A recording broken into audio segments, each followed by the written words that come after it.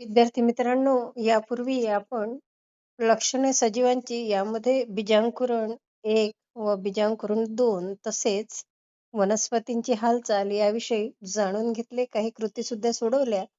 आता आजच्या व्हिडिओमध्ये आपणाला प्राण्यांचा जीवनक्रम, उदाहरणार्थ डास, बेडूक इत्यादी यांचा कृतीद्वारे समजून घ्यायचा आहे. माहिती आहे की प्रत्येक सजीवाचे वाढीचे व प्रजननाचे टप्पे वेगवेगळे असतात.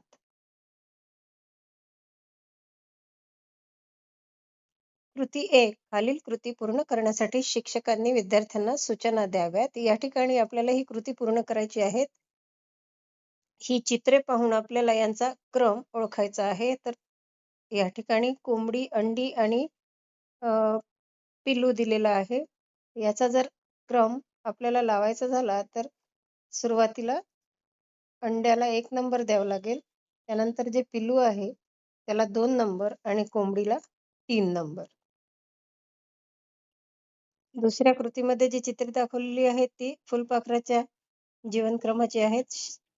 तर या ठिकाणी आपल्याला पहिल्या चित्रामध्ये वनस्पती दिसतंय, दुसऱ्या चित्रामध्ये फुलपाखरू आणि तिसऱ्या चित्रामध्ये अळी. याचा जर क्रम लावायचा झाला तर सुरुवातीला 1 नंबर आपल्याला वनस्पतीला द्यावा लागेल, 2 नंबर अळीला द्यावा लागेल आणि 3 नंबर फुलपाखराला द्यावा लागेल. अशा प्रकारे यांचा जीवनक्रम आपण लावूयात. या कृतीवरून आपल्याला एक गोष्ट लक्षात आली की प्रत्येक सजीवाचा एक जीवनक्रम असतो. यानंतर जो 16वा घटक आहे आहारातून आरोग्याकडे, आहारातील विविधता. तर आपल्या दैनंदिन आहारामध्ये आपण जे पदार्थ घेतो त्यामध्ये विविधता आढळते. भारतामध्ये विविध प्रदेशामध्ये ज्याप्रमाणे हवामान आहे, हवामानाशी अन्न पदार्थाचा जो संबंध जोडला जातो तो आपल्याला या ठिकाणी अभ्यासाचा आहे. प्रत्येक भागामध्ये वेगवेगळी पिके घेतली जातात आणि आपल्या देशात ऋतूनुसार अन्नधान्य आणि भाजीपाला यात विविधता दिसून येते. कृती बघू. भारताच्या विविध भागात आहारात समाविष्ट असणाऱ्या पदार्थांची चित्रे आपण या ठिकाणी पाहत आहोत. हे अन्नपदार्थ ज्या भागात खाल्ले जातात त्या भागांमध्ये पदार्थाचा क्रमांक तुमच्याकडे असलेल्या नकाशामध्ये अचूक नोंदवा. ही एक कृती या ठिकाणी दिलेली आहे. बाजूला भारताचा नकाशा आहे आणि चित्रामध्ये जर बघितलं तर विविध प्रकारचे अन्नपदार्थ आपल्याला दिसत आहेत. तर आपल्याला या ठिकाणी 1 पासून 9 पर्यंत अन्नपदार्थांची चित्रे दिलेली आहेत. आता हे नेमके अन्नपदार्थ कुठल्या प्रदेशातील आहे हे सुरुवातीला आपण ओळखू, त्याशिवाय आपल्याला नकाशात भरता येणार नाही. पहिल्या चित्रामध्ये मासे आणि भात दिसतोय. हे अन्न पश्चिम बंगालचं आहे. त्यानंतर ढोकळा गुजरातचा प्रसिद्ध आहे. इडली तामिळनाडूमध्ये खाल्ली जाते. रसगुल्ला ओडिशा. नंतर क्रमांक 5 मक्के दी रोटी आणि सरसोदा साग पंजाब प्रांतात खाल्ला जातो. बाजरीची भाकरी मिसळ सदृश्य पदार्थ महाराष्ट्रामध्ये. दाल बाटी चुरमा राजस्थानमध्ये. जिलेबी उत्तर प्रदेशमध्ये आणि ढोकळा, खांडवी, फाफडा हे गुजराती पदार्थ आहेत, म्हणजेच हे गुजरातमध्ये खाल्ले जातात.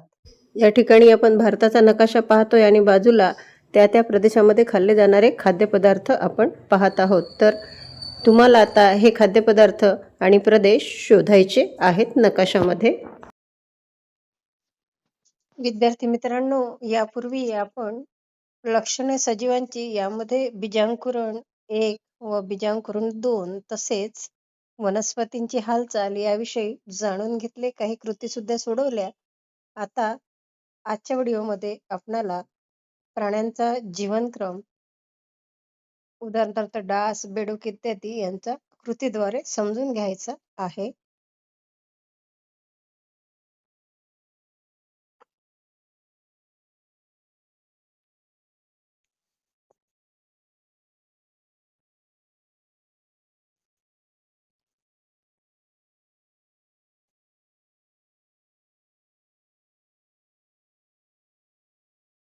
आपल्याला हे माहिती आहे की प्रत्येक सजीवाचे वाढीचे व प्रजननाचे टप्पे वेगवेगळे असतात.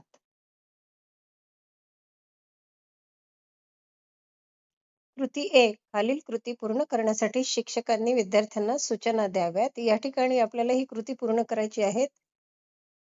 ही चित्रे पाहून आपल्याला यांचा क्रम ओळखायचा आहे. तर या ठिकाणी कोंबडी, अंडी आणि अ, पिल्लू दिलेलं आहे.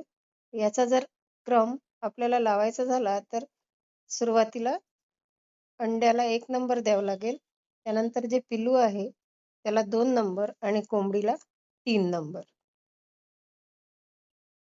दुसऱ्या कृतीमध्ये जी चित्रे दाखवलेली आहेत ती फुलपाखराच्या जीवनक्रमाची आहेत. तर या ठिकाणी आपल्याला पहिल्या चित्रामध्ये वनस्पती दिसतंय. दुसऱ्या चित्रामध्ये फुलपाखरू आणि तिसऱ्या चित्रामध्ये अळी. याचा जर क्रम लावायचा झाला तर सुरुवातीला 1 नंबर आपल्याला वनस्पतीला द्यावा लागेल. 2 नंबर अळीला द्यावा लागेल आणि 3 नंबर फुलपाखराला द्यावा लागेल. अशा प्रकारे यांचा जीवनक्रम आपण लावूयात.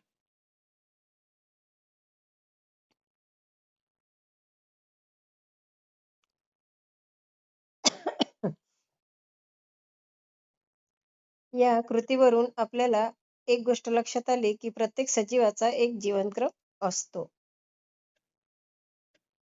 यानंतर जो 16वा घटक आहे आणि शेवटचा घटक आहे, तो आहे आहारातून आरोग्याकडे आहारातील विविधता. तर आपल्या दैनंदिन आहारामध्ये आपण जे पदार्थ घेतो त्यामध्ये विविधता आढळते.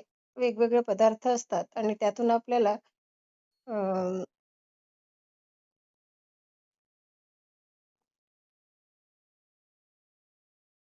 भारतामध्ये विविध प्रदेशामध्ये ज्याप्रमाणे हवामान आहे, हवामानाशी अ, अन्नपदार्थाचा जो संबंध जोडला जातो, तो आपल्याला या ठिकाणी अभ्यासाचा आहे.